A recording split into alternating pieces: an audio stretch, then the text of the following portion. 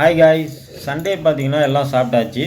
கொஞ்சம் வயிற்றுக்கு வேலை கொடுத்த மாதிரி உடம்புக்கு கொஞ்சம் வேலை கொடுக்கணும், கொஞ்சம் செரிமானம் ஆகட்டும் அப்படின்னு சொல்லிட்டு நம்ம வீட்டில் பிள்ளைங்கள்லாம் பலூனை வச்சுட்டு எனக்கு போட்டி வைங்க டாடி அப்படிங்குதுங்க. என்னடா போட்டி வைக்கணும்னா பலூனை வந்து மேலே தட்டிக்கிட்டே இருக்குங்களாம், கீழே தரைக்கு வந்து அவுட்டு அப்படிங்கிற மாதிரி சொல்லி எனக்கு போட்டி வைங்க அப்படின்னு 3 பேரும் பரபரப்பாக இருக்காங்க. அந்த விளையாட்டில் யார் ஜெயிக்கிறாங்கிறத பார்ப்போம்.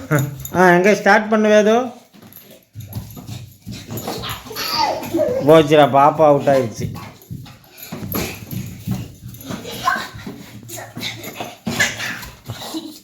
தீவுக்குட்டியே அவுட் ஆகிட்டான்டா. தந்தூர் பையன் தான் விளாண்டுட்டு இருக்கான்.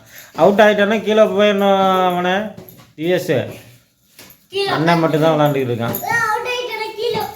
அது விளாண்டுட்டு போகிறா பாப்பா விளாண்டுட்டு போகுது.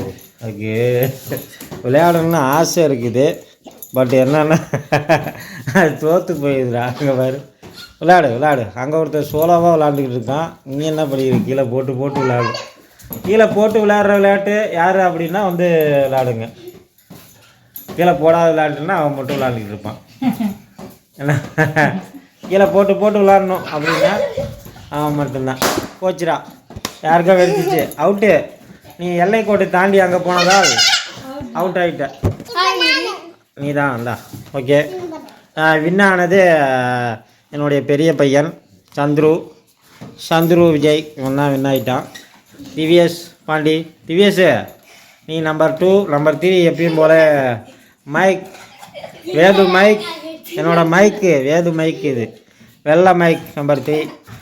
கீழே போடுற போட்டி அப்படின்னா நம்ம வேது நிறைய தடவை கீழே போட்டு வின் ஆயிரும். ஏண்டா வேது வின் ஆயிரும் தான் நாங்கள் பாரு உற்சாகமாக என்ன விளாண்டுக்கிட்டு இருக்குது.